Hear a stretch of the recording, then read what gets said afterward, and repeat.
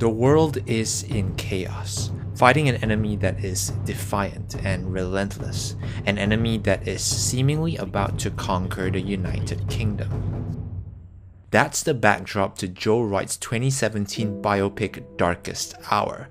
I recently saw this movie a second time, and there's no doubt that, like many films, there's something here that we can learn from in a time of crisis, even though the events here took place about 80 years ago. After some World War II footage, the first shot we see is this. A bird's eye view of Parliament. The camera moves downwards and immediately we know something is not right. We feel a sense of disordered and imbalanced energy. The Labour Party on the right side of the room is obviously more excited than the left side. The light is almost completely in their corner and the Prime Minister is in complete shadow, a sign of what he's about to go through. The government is a mess and needs someone to bring a sense of calm. Now, here are the establishing shots to introduce our main character, Winston Churchill.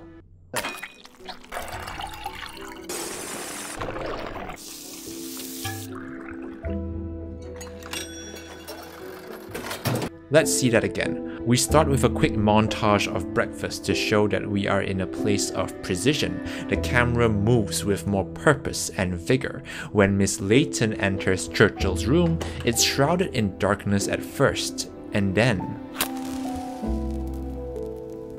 a symbol of hope perhaps that, out of nowhere, brings more rays of sunshine into the room. That's how director Joe Wright and cinematographer Bruno Del Bonell sets up the fact that Churchill is the man we have to root for to restore order. Now you may have your own opinions about this, but this video is not at all about historical accuracy, nor is it about who Churchill really was. It's about what he does in this story. 9.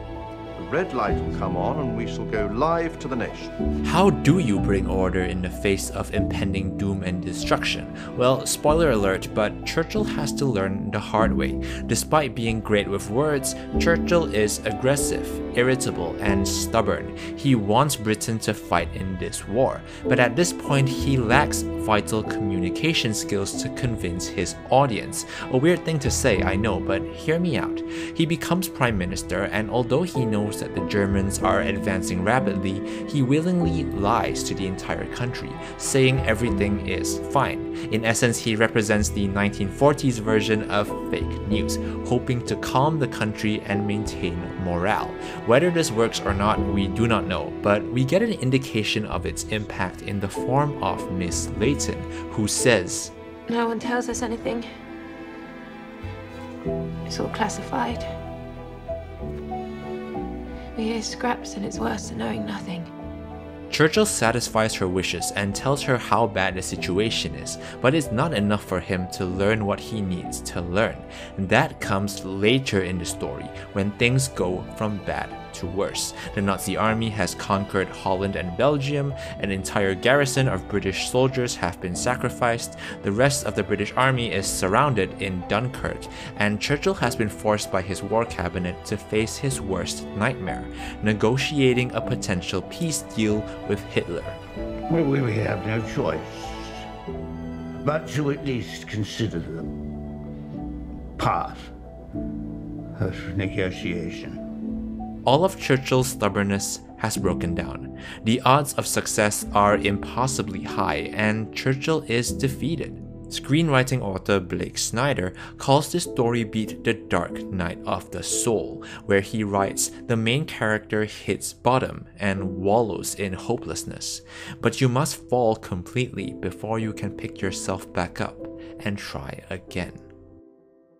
Which is exactly what happens. On the King's recommendation, Churchill goes into the London Underground, a scene which is purely fictional but serves the purpose of the final act's catalyst. It's here that Churchill does two things for the first time. First, he speaks to civilians with more honesty and transparency, telling them that there may be difficult times ahead.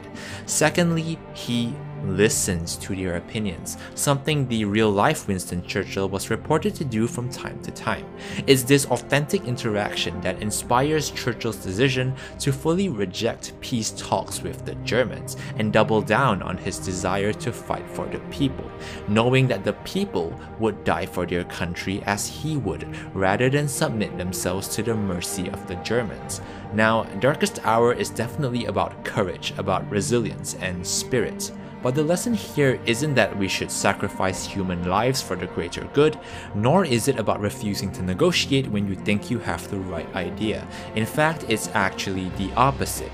It's at the simplest level about good communication, about the power of words and how the right words can change the course of history. But good communication is a two-way street. Despite a whole movie's worth of Winston Churchill talking, the more important lesson is to listen to opinions of a more diverse group of people, to be aware of what's going on in other parts of the town, the country, or the world, and using that to critically assess how best to approach a difficult situation. I think that's a quality that all great leaders have, whether or not they're surrounded by layers upon layers of bureaucracy.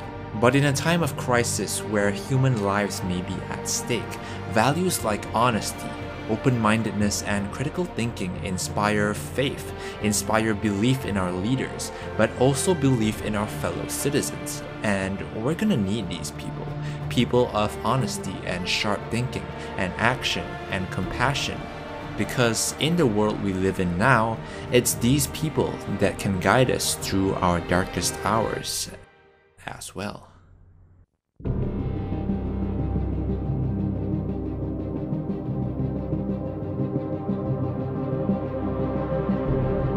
Hey guys, thank you so much for watching that video. I hope that it brought you guys some hope. These are difficult times and there are people fighting a war of sorts in healthcare. So if you are someone out there who is fighting, thank you so much for your bravery. I'll be back with another video soon. So until then, stay safe, stay hyped, and I'll see you soon.